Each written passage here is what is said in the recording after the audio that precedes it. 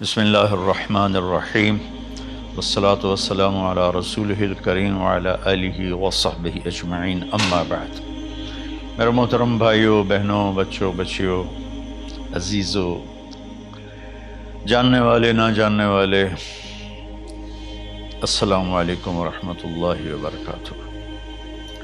کچھ دنوں سے میں قرآن سے اللہ کی پسندیدہ ہستیاں کون ہیں، کہ اللہ کس کو پسند کرتا ہے، ولی دوست کو کہتے ہیں۔ تو اللہ کا دوست کون ہے؟ وہ یہ کوئی وراثتی چیز نہیں ہے کہ ایک بڑے اولیاء اللہ تھے تو اب ان کا بیٹا بھی انہی جیسا ہوگا۔ ہمارے یہاں وراثت چلتی ہے کہ بڑے بزرگ کا بیٹا بھی بزرگ بن جاتا ہے، چاہے وہ کلین شیو ہو، وہ لوگ اس کے پاؤں چوم رہے ہوتے ہیں، جہالت ہے۔ تو آج میں تھوڑا سا سورہ بنی اسرائیل ہے، اس میں بھی سارے اخلاق بیان ہوئے۔ میرے بھائی بہنوں، ایمان لانے کے بعد انسان بنتا ہے، اور اس کے بعد اس کی قیمت، اس کا بڑا پن، اس کی وجاہت، اس کی شرافت وہ پیسوں سے نہیں ہوتی۔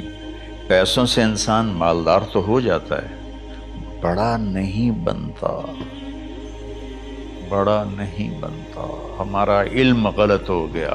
بڑا بڑا بندہ جے بول دیا 3 ملن، یہ 200 مربع، یہ نوابہ فلانا ہے، نوابہ فلانا ہے۔ میرے بھائیو، یہ بالکل غلط علم ہے۔ بڑا وہ ہے جسے اللہ پسند کرے، بڑا وہ ہے جو میرے نبی کی زندگی کے پیچھے چلے، بڑا وہ ہے جس سے اللہ تعالیٰ راضی ہو جائے، باقی سب چھوٹے چھوٹے ہیں۔ تو آج ایک تیسری جگہ سے میں کچھ باتیں قرآن سے عرض کروں گا جن کا تعلق ہمارے ایمان سے بھی ہے، اخلاق سے بھی ہے۔ وہ ہے بسم اللہ الرحمن الرحیم، وَقَضَىٰ رَبُّكَ أَلَّا تَعْبُدُوا إِلَّا إِيَّاهُ بِالْوَالِدَيْنِ إِحْسَانًا إِمَّا يَبْلُغَنَّ عِندَكَ الْكِبَرَ أَحَدُهُمَا أَوْ كِلَاهُمَا فَلَا تَقُل لَّهُمَا أُفٍّ وَلَا تَنْهَرْهُمَا وَقُل لَّهُمَا قَوْلًا كَرِيمًا وَاخْفِضْ لَهُمَا جَنَاحَ الذُّلِّ مِنَ الرَّحْمَةِ وَقُل رَّبِّ ارْحَمْهُمَا كَمَا رَبَّيَانِي صَغِيرًا۔ یہ بہت بڑا مضمون ہے۔ اللہ نے قرآن بھر دیا والدین کے خدمت کے لیے، والدین کی اطاعت کے لیے، والدین کی ماننے کے لیے۔ پہلا جملہ ہے اور تیرے رب نے فیصلہ کیا، ایک مطلب۔ دوسرا، اور تیرے رب نے حکم کیا کہ بندگی صرف اللہ کی ہے، بندگی صرف اللہ کی ہے۔ عبد اسے کہتے ہیں جو ہر بات پہ سر جھکا دے، عبد اسے کہتے ہیں جو ہر بات پہ بچھ جائے، اس کو عبد کہتے ہیں۔ تو اللہ کہہ رہا ہے میرے بندو، میرا ایک فیصلہ ہے اور میرا ایک حکم ہے، میرے سوا نہ تمہارا ہاتھ کسی کے آگے پھیلے، نہ تمہاری گردن کسی کے آگے جھکے۔ ایک دوسرے سے مدد لینا، اس کو ایک دوسرے کی تعاونوں میں آ جاتا۔ تعاونوا علی البر والتقوی، ایک دوسرے کا ساتھ دو، ایک دوسرے کی مدد کرو۔ میرے نبی قرضہ اٹھاتے تھے۔ میرے نبی جب انتقال ہوا تو آپ کی زرہ 9 وسق پر، وسق 5 من کا ہوتا ہے، تو وہ جو کے بدلے آپ نے زرہ رکھوائی تھی کہ جب میں تمہیں ادا کروں گا زرہ لے لوں گا، اور آپ کا انتقال ہو گیا، آپ زرہ اپنی واپس نہیں لے سکے۔ وہ چیزیں جن کا تعلق صرف اللہ کی ذات سے ہے اور کوئی نہیں کر سکتا، اس میں صرف اللہ کے آگے ہاتھ پھیلا، جیسے ہم کہتے ہیں مدد، نصرت۔ اللہ کہتا میں ہوں، الا ان نصر اللہ قریب، سنو میری مدد تمہارے قریب ہے۔ تو اللہ تعبدوا الا ایاہ، بس ایک چھوٹا سا جملہ اللہ نے یہاں کیا، چونکہ یہاں اللہ نے والدین اور اخلاق بتانے تھے تو اپنے لیے صرف ایک جملہ بولا، باقی باتیں بھی اللہ کے لیے ہیں، لیکن اللہ نے میری بندگی، اس بندگی سے مراد 5 وقت کی نماز نہیں ہے، حج، روزہ، زکوٰۃ نہیں ہے اس کی مراد، یہ ساری باتیں داخل ہیں، اور اس کے ساتھ 24 گھنٹے کی زندگی اللہ کی مرضی پر گزارو، نفع آئے تو شکر ادا کرو، نقصان ہو تو صبر کرو، برداشت کرو، پھر بھی شکر ادا کرو، کہ میرا رب یہ کہہ رہا ہے کہ میں نے صرف اللہ سے تعلق جوڑنا ہے۔ اللہ کے نبی نے اپنے چچا زاد بھائی عبداللہ بن عباس سے فرمایا کہ یا غلام، اے نوجوان، اوصیک بکلمات فاحفظہ، میں تمہیں چند باتوں کی وصیت کرتا ہوں، کیا؟ احفظ اللہ،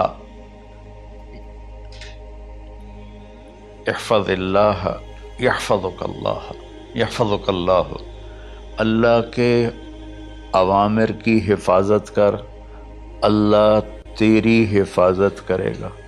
احفظ اللہ تجدہ تجاہک، تو اللہ کے اوامر، اسلام، حلال حرام کی پہچان کر کے زندگی گزار تو اللہ کو ہر وقت تو اپنی مدد کے لیے تیار پائے گا۔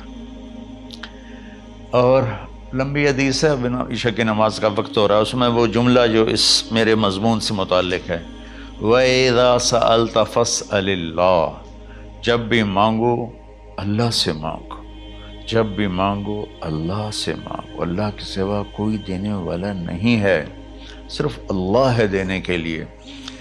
وَإِذَا اسْتَعَنْتَ فَاسْتَعِنْ بِاللَّهِ، اور جب مدد کے لیے ہاتھ اٹھاؤ تو صرف اللہ کو پکارو، جب ضرورت حاجت کے لیے، مدد کے لیے ہاتھ اٹھاؤ تو اپنے اللہ کو پکارو۔ تو یہ حدیث کی بات بھی ہے، جو قرآن کی بات بھی ہے۔ اس کے بعد آگے اللہ کہتا ہے وَبِالْوَالِدَيْنِ إِحْسَانًا، اور اپنے والدین کے ساتھ احسان کرو۔ احسان کا کیا مطلب ہے؟ اللہ آگے اسی کی تشریح کر رہا ہے۔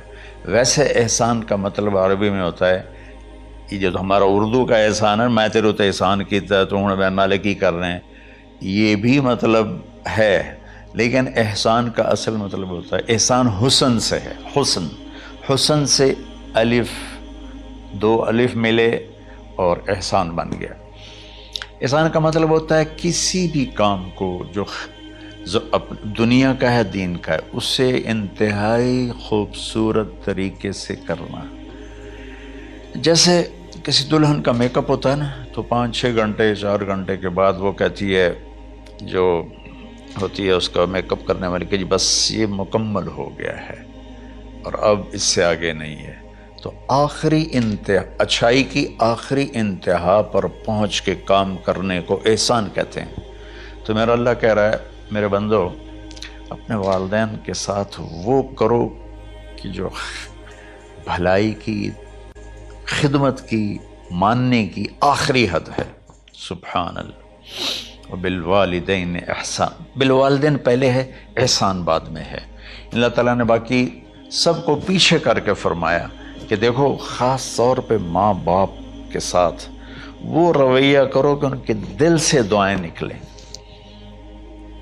چند دن پہلے ایک والد یوں ہاتھ اٹھا کے کہہ رہا تھا اپنے بیٹے، اکلوتا بیٹا، میں منگنا اللہ کو لو، اللہ تینوں چاہ لگے۔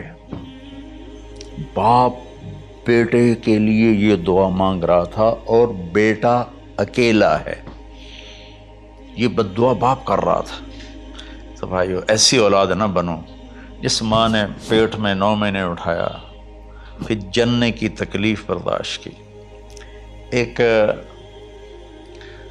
شخص آیا حضرت عبید بن عمیر کے پاس کہ حضرت، میں نے ماں کو اپنے کندھے پہ بٹھا کے پیدل حج کرایا ہے، مینا لے گیا، عرفات لے گیا، مزدلفہ، پھر مینا، پھر مکہ، تو کیا میں نے ماں کا حق ادا کر دیا؟ میں نے فرمایا ولا تلقۃ واحدہ، بیٹا ابھی ایک تلقہ کا حق بھی ادا نہیں ہو۔ تلقہ کسے کہتے ہیں؟ جب بچہ پیدا ہونے کا وقت آتا ہے تو ماں کو دردوں کی لہریں اٹھتی ہیں، وہ اتنی خوفناک ہوتی ہیں کہ ماں چیخ چیخ کے رہ جاتی ہے، اور بعض اوقات ڈیلیوری لیٹ ہو جاتی ہے تو وہ تڑپتی ہے، روتی ہے۔ وہ جو لہریں ہیں نا پیٹ میں آتی ہیں جاتی ہیں، آتی ہیں جاتی ہیں، ایک لہر جو درد کی اٹھتی ہے اس کو کہتے ہیں طلقہ۔ میں قربان جاؤں، انہوں نے فرمایا بیٹا ابھی تیری ماں نے جو تجھے جنا تھا اس وقت جو تجھے درد، وہ تیری ماں نے درد کی لہریں برداشت کی تھیں، اس میں سے ایک لہر کا بھی حق ادا نہیں ہوا، یعنی کہ حق ادا ہو ہی نہیں سکتا۔ یہ مطلب کہ حق ادا ہو ہی نہیں سکتا کہ بیٹا ابھی ایک کا بھی نہیں۔ پھر حضرت عبداللہ بن عمر سے ایک شخص نے پوچھا کہ اچھا یہ جو آدمی تھا یہ خراسان، یہ ایران میں ہے اور افغانستان میں، یہاں سے ماں کو پیدل کندھے پہ بٹھا کے مکے پہنچا تھا، اندازہ لگا اس نے کتنی مشقت اٹھائی۔ اور عبید اللہ بن عمیر کہتے ہیں بیٹا ابھی ایک لہر کا حق ادا نہیں ہوا۔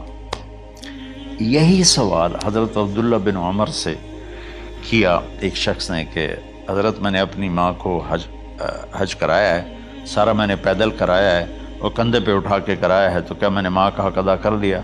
وَلَا زَفْرَةً وَاحِدًا وَلَا زَفْرَةً وَاحِدًا۔ کہ بیٹا تیری ماں نے تجھے پالتے ہوئے جو تھک تھک کے لمبے لمبے سانس لیے، ہوکے بھرے، ابھی ایک ہوکے کا حق بھی ادا نہیں ہوا، یعنی حق ادا ہو ہی نہیں سکتا۔ تو احسان کے آگے تشریح آ رہی ہے۔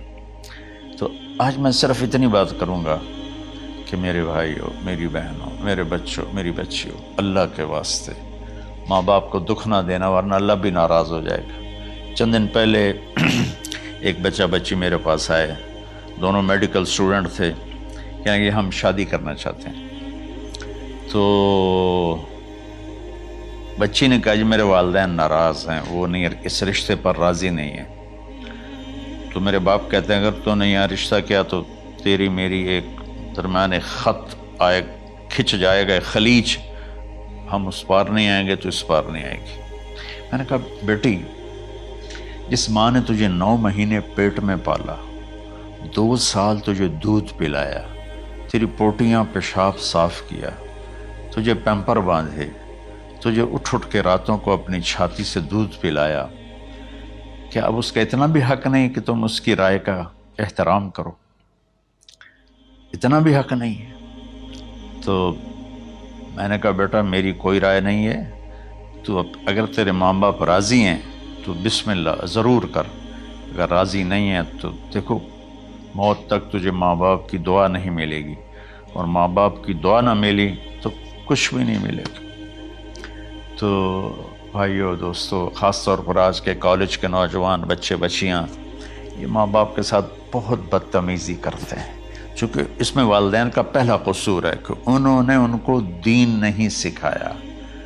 بچپن میں انگلش میڈیم سکول، پھر او لیول، پھر اے لیول، تو انہیں کیا پتہ ماں کون ہے باپ کون ہے۔ ایک پرانی بات ہے، ایک شخص اپنے بیٹے کو لے کر آیا کہ یہ میرا بچہ ہے اور یہ فلاں جگہ شادی کرنا چاہتا ہے اور ہم میں سے کسی کی رائے نہیں ہے اور یہ مانتا نہیں ہے، اور اس کے ساتھ اس نے نا دھاڑے مار کے رونا شروع کیا۔ تو میں نے بچے کو دیکھا تو یوں کر کے بیٹھا تھا، اس کا باپ رو رہا ہے، ہچ کیوں تو ایسے بیٹھا ہو۔ تو مجھے اچانک خیال آیا، میں نے کہا شیخ صاحب اس کو کہاں پڑھایا تھا؟ کہا جی امریکن اسکول۔ اس کے بعد کہ جو اس کے بعد آسٹریلیا بھیجا تھا مزید تعلیم کے لیے۔ ان کے شیخ صاحب اس بچے کا کوئی قصور نہیں، آپ کا قصور ہے، اس کو تو پتہ ہی نہیں میری ماں کیا ہے، میرا باپ کیا ہے۔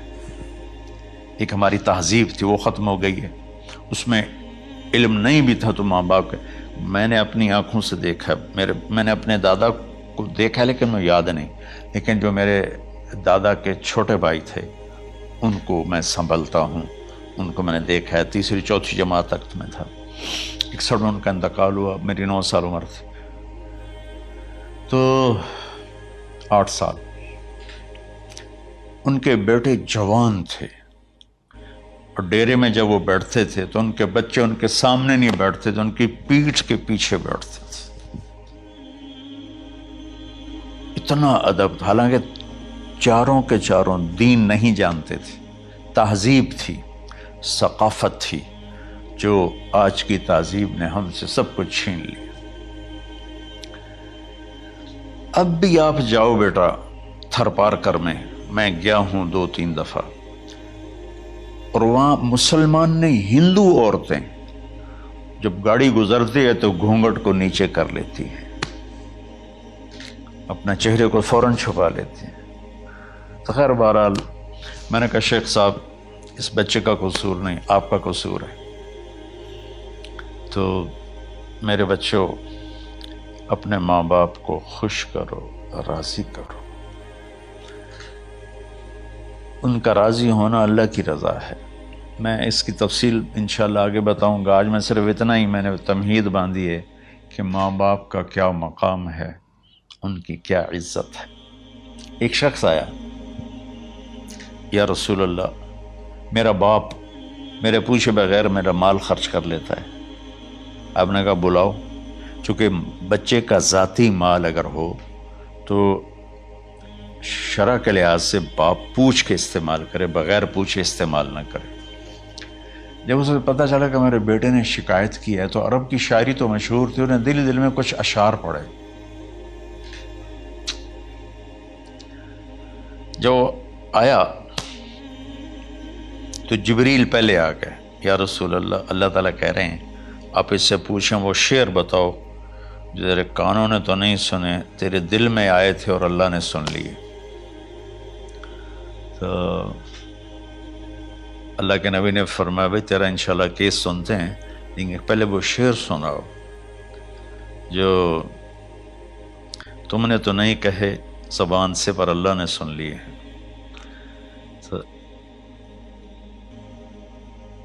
پھر اس نے وہ اشعار پڑھے، اور اس کے آگے کیا ہوا یہ میں انشاءاللہ اگلے کلپ میں بتاؤں گا کہ باپ کا کیا مقام ہے، ماں کا کیا مقام ہے۔ السلام علیکم ورحمۃ اللہ۔